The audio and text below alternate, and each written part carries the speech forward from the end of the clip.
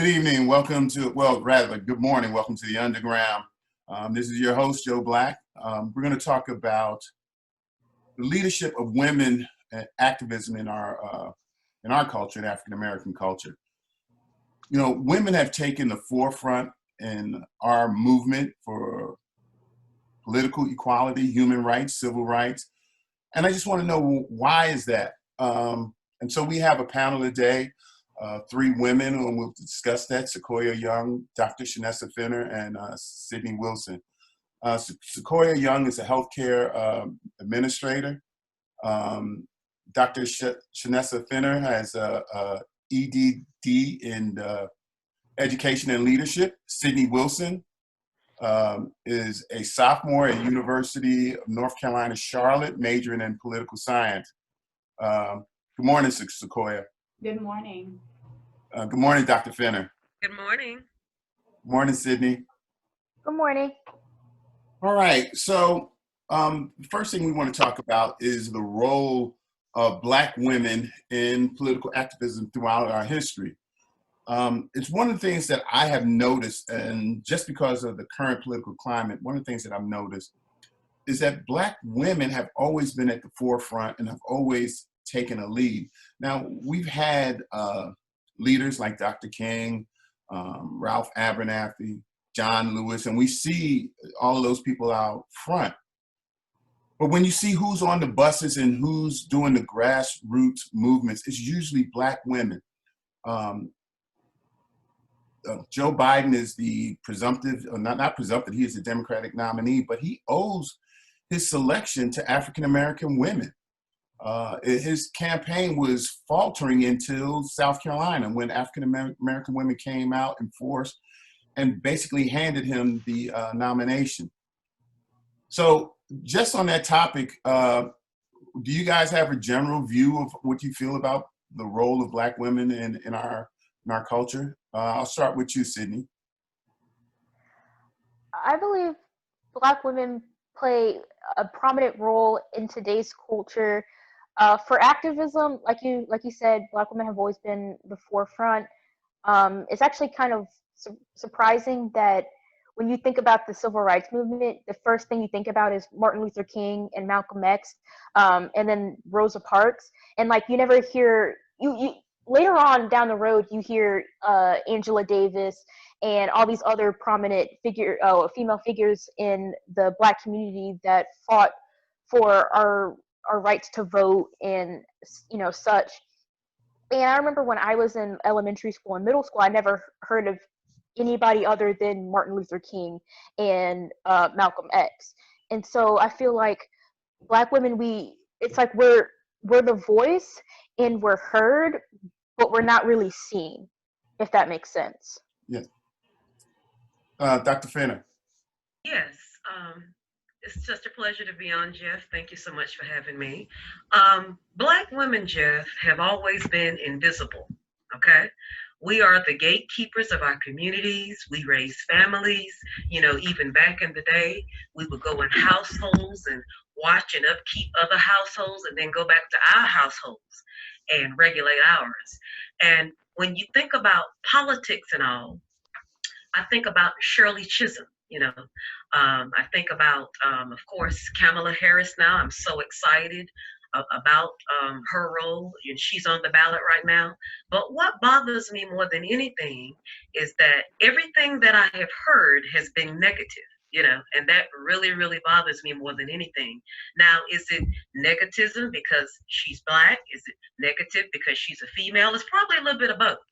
But it bothers me because we've been such a powerful force, in history, but yet we remain invisible. Okay. Sequoia. Yeah, Jeff, I totally agree with what both Dr. Fenner and Sydney expressed. But it also makes me think about myself as a Black woman. What is it within me that makes me want to be vocal about these issues, social awareness, making my own family alert of what's going on. It's unfortunate that, we have been invisible, but I feel like now more than ever, we're coming to the forefront we're making everyone aware that we are here. You know, we have this voice, and we're tired of hiding. We're tired of hiding. Yeah. And I know you guys have said invisible, and to me, for me, it hasn't been visible. I mean, invisible. What I've seen is that you guys have been on the forefront, and I hate to make wholesale judgments, and in particular, so I'm not talking about all Black men, but when you see Black men, they're the king of conspiracy theorists, or they're the king of saying, why vote? It doesn't matter anyway. And that's what my thing is. I'm trying to figure out, why is it that African American women are moving the needle? They're in front of every big move that we've made, but Black men are being left behind. And what is it that Black women understand that Black men don't understand, that we're in charge of our own future and destiny? Why are we allowing, instead of being partners with Black female, why are we letting them take this journey by themselves? Well, Jeff, when we talk about history, you know, history has a way of repeating itself. When you think about slavery and how the Black man or Black families were always sold and taken apart, you know, the one thing about the Black family and the breakdown of the Black family is you have to get rid of the head, okay, which is the man, okay? So since the beginning of slavery, and even now, you know, with the dismantling of the Black family, you know, that strength and all that we should have as a Black race, especially when it comes to the Black man and the Black female, you know, we don't have it anymore, you know, like we used to. And I think that, you know, as Black women, we've had to be strong. We've had to make sure that we get our education, we get our degrees, we get our jobs. We have to take care of ourselves. So we've always been molded since at a young age, and I'm speaking for myself right now, to be independent, to be strong, to know how to take care of yourself. And that is what, you know, I've been raised to do. So therefore, I've had to learn how to have my own voice, do my own thing, realize that, hey, you may not have a partner that's going to be there to encourage you, Shana. So you're going to be your own partner, okay? So therefore, we've had to have that strength and that tenacity and that voice to do what we need to do. Like just the other day, I wrote an article about the importance of voting. You know, voting is very important. You know, voting is the one way to get your voice to be heard, you know? So when it comes to things like voting, and we want to make sure that we put someone in office who's credible, dependable, reliable, you know, going to protect us from pandemics and things of that nature, you know. So we have to be that voice, and we have to care about ourselves when no one else does. Right. Anybody else? Yeah, I would like to piggyback off what Dr. Shanisa said. I feel like, me personally, this is my personal opinion. I feel like that's kind of the problem with how society sees Black women. They see us as strong and independent, so therefore they think that we don't need help, that we can't be vulnerable. And I feel like there are moments when Black women, when we do need help and we do cry for help, no one's there to help us because, oh, we're seen as strong, independent, and tough. And like I remember reading somewhere that Black women are more likely to be denied healthcare service because there's that view. And so it's just like, it's really frustrating, because I feel like, me personally, if I do get emotional and I do get upset, it's like, oh, she's being aggressive, she's being tough, this is what we expect of her. But then when I am being, vulnerable, it's like, I don't understand where she's coming from. Like, this is brand new. And I feel like that narrative kind of needs to change. So I would almost relate that narrative to reality television of the quote unquote Black bee, the Omarosa type. When you're going through business and you're going through your profession, when men show strong personalities, they're described as great leaders, type A personalities. But when a woman does the same thing, then she's looked at as that B. And it's unfortunate. It's unfortunate. Sequoia, you have anything to And No, I mean, it's right. And it is unfortunate when we, show a side of ourselves when we're vulnerable that people, like us, like unlike us, are not used to. And that's not fair. It's not fair at all. so one of the other things I want to talk about is, like I said, is what do we do to drag the other half of our population into the fight? How do we motivate, and we're not here to, how do we motivate other Black men? Because there are a lot of Black men who are involved, but how do we motivate Black men to get involved instead of, talking about conspiracy theories, talking about that their vote doesn't work, and doing other things. Like when you look at education, 70% of master's degrees are owned by, in our community, are owned by women. 2/3 of bachelor's degree are by women, and it's 60% of doctoral degrees are by Black women. How do we drag Black men to catch up with you guys? Well, I think, Jeff, that we're going to have those crucial conversations. I don't think we have those conversations enough, whether it's in our homes, whether it's on a panel discussion, whether it's with one another. I don't think that we really have those conversations. When I think about the Black church has always been the focal point of the Black community. And I think that when it comes to churches and the pastors having their sermons and all, we need to have those conversations. I think that in our barbershops, we need to have those conversations because, of course, that's where Black men are in the barbershops. A lot of them are going to go get their haircut. And I just think that we need to have more conversations that are uncomfortable in our community. I do feel that our race needs to be a little bit more unified. I feel like when it comes to certain topics and issues that maybe we're not all getting together the way that we should, to have that united front and to build that competent plan, that strategic plan that needs to be implemented. But I do feel that we need to have more uncomfortable conversations.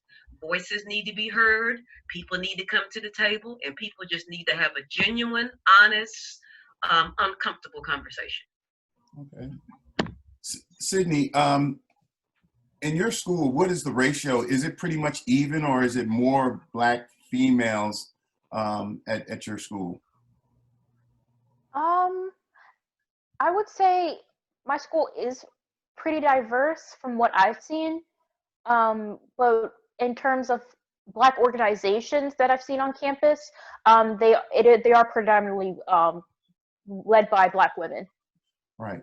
So what I meant is, are there the same number of Black male students as there are Black female students, or is there a drop off? I would say there is a drop off, because when I was mentioning those organizations, that's kind of the representation of our student body. So like there being more Black women in positions of leadership for organizations means that there aren't a lot of there are a lot of Black men on campus. It's just the proportions are kind of skewed a little bit. Okay. Sequoia, as the only mother here, what do you think your responsibility is to kind of have your children grow up to be involved and be good citizens, and citizens that are trying to make things better for themselves and the next generation? Yeah, absolutely. I am the mother of 3 Black sons at that, no daughters. So when you ask that question, I'm thinking, yes, we need to figure out what we need to confront with our Black men about voting, but also raising Black men too.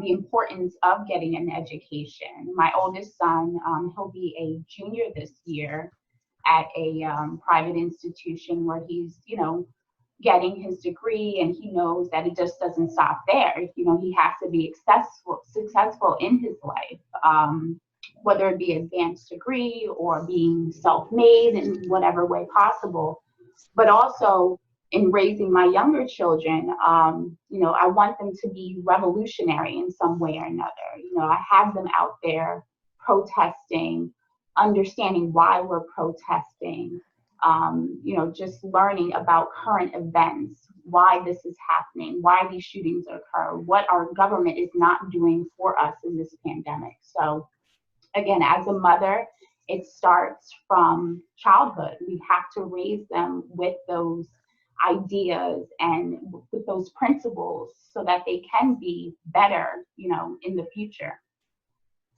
Jeff, can I ask you something, if you don't Sure. mind? You are a Black man, of course, you know that. Right. Tell me, why does it appear and why does it seem that the Black woman is always more aggressive and so much more of a go-getter than the Black man? I want to hear your opinion of that. So I wish I had an answer, and that's kind of the reason that I did this particular panel, is to try and figure that out. But you know, as an educator, I'm going to tell you, as an educator, you may have seen this, but one of the things, and I did a short stint as a teacher in a high school, and one of the things that I noticed right off the bat is the white students, they could be popular and be smart. The Black male student could not be popular and smart. I had a kid who I wanted to flunk, and he would get B's all the time, but he was acting up, being a clown all the time, and he could have done way, way better. It is something in our, I don't know, in our culture that kind of shies Black men away from academic excellence. And that is so sad. I am an elementary principal, and I have had students tell me, you know, Dr. Fenner, when I make straight A's, they tell me that I'm acting white. And I tell them, I said, no, baby, no, you need to get that out of your head. Dr. Fenner needs for you to make those A's and B's, and I need for you to continue to make those A's and B's, because Dr. Fenner wants you to get a scholarship and go to college and graduate, okay? Right. So all this, I can't do this, or I have to act this way because they'll tell me that I'm acting white. No, I need for you to focus on your academics and stop focusing on what is said. Because see, in the end, when your bills are due at the end of the month, not one of them is going to help you pay that light bill, that mortgage, your food. So I need for you to focus on other things. So I'm going to kind of switch the pace here real quick, because we had a historic moment. We had a historic moment where Kamala Harris was nominated to be the Democratic vice president. So she's coming under a lot of different scrutiny, like I said before, talking about, is she Black enough, who she dated, and things of that nature, which is stuff that men don't have to do. And we're running out of time, so if you can be real quick and say what your feeling is on the attacks on Senator Harris. I think that she's being attacked, Jeff, and I'm so glad you brought up that point about how when it's a man, they never go back and pull up everybody he dated or everything that he was associated with. I think this is just another attack, as always, on a female who's going to do great things and who, you know, who's going to be able to make change in our country. I think that anything that we try to do, it's like the crabs in the barrel mentality that I love to talk about all the time. When you see somebody get up to the top, you know, you have other people that's going to try to pull them down. That's called the crabs in the barrel mentality, you know, and I think it's ridiculous that they want to talk about that she used to date this person or that person and did this and did that. You know, they need to focus on the positive things instead of trying to bring her down. That is my viewpoint on the situation. Sequoia? Yeah, I would say, you know, when we first became aware of Kamala being picked as the vice president, I saw the hate everywhere, social media, you know, why her? She did this, she did that. And then as the DNC happened, the convention happened, you know, I felt like, okay, you know, everyone's being supportive now, but here come the outside haters, you know, oh, now she's not Black enough. She's, you know, she's done this, she's done that. But with all of that, I mean, at the end of the day, and I think this was in relation to a video that I think you posted on your page, Jeff, Black excellence comes with the negative criticism. I mean, she's obviously proven, you know, she's credentialed enough to serve in this position. So, you know, with greatness, there's always going to be hate. Right. Yep, you're right, Sequoia. Haters gonna hate. You're right. Exactly. You know, one of the things that I've been posting a lot is the quote from Malcolm X, is the most disrespected woman, most disrespected person in America is the Black woman. The least protected person in America is the Black woman. So for any of my brothers who are out there who are going to watch this, I'm challenging you to not only protect Kamala, but the woman in the cubicle next to you, the student that sits next to you. We have to join the fight and protect our sisters. I'm going to, in this video, I'm going to give you guys a minute or so to say something that you might feel is important. One of the other things, Dr. Fenner, just to kind of say that you've been out there doing stuff, I am going to post a link to this video of your interview with John Lewis, and I thought that was an excellent interview. I'm going to attach that to this video if you don't mind. Yes, of course, and thank you. That was a very historic interview, Jeff, and I enjoyed every moment of it. I interviewed Congressman John Lewis, and I will forever, ever remember that. One thing I like to say is that I would like for everyone listening to make sure that you vote. Not only don't you go vote, please take someone to vote. Put them in your car, put your mask on. They need to put their mask on and vote. Voting is the only way to get your voice heard. Thank you. Sydney? I would like to remind everyone that we are still in a pandemic. I know that it seems like things are starting to become open and people are tending to forget that we're still in a pandemic, but wear your mask and go out and vote. All right. Sequoia, you get to end it up. Oh, well, great. No, I just want to say thank you, Jeff, for this opportunity to speak with you and alongside these phenomenal women, Dr. Fenner and Sydney. And again, just expressing like we have to vote. Like we cannot take this, whatever this is, this mess, for another 4 years. So make sure your family's out there, you know, doing what they need to do to get everyone in your community out there to vote. All right. Well, thank you, ladies. Thank you for being part of the Underground. And it wasn't by a happenstance that I picked you ladies, because you ladies are what I see as the epitome of Black excellence in our females, and you're all doing positive things. I appreciate your time, and you are now part of the Underground. Thank you. Thank you. Thank you. Thank you, Jeff. Okay, my panelists have left, but one of the things that happen when I'm doing these videos is that I have points that I want to talk about, and for whatever reason, I don't get to them. One of the particular points I was talking about Kamala Harris was who she dated, who she married. There's been a lot of criticism that she used to date former San Francisco Mayor Willie Brown, and then the fact that she's married to a white man. These are things that do not affect African-American men, who they marry, who they date. And that's just another criticism that is unnecessary. I'd also like to point out, and this conversation was about Black women, and I just want to name a few Black women who have contributed. So Daisy Bates, she helped start one of the first Black newspapers, and was dedicated to the civil rights movement. Angela Davis, we all know Angela and her iconic afro. She was known as educator and activist for civil rights and social issues. When you think about Kamala Harris, we not forget Carol Moseley Braun, who was the first African-American senator. We had Alicia Garcia, Opal Tomete, and Patrice Cullors. These are the founders of Black Lives Matters, all women who started that.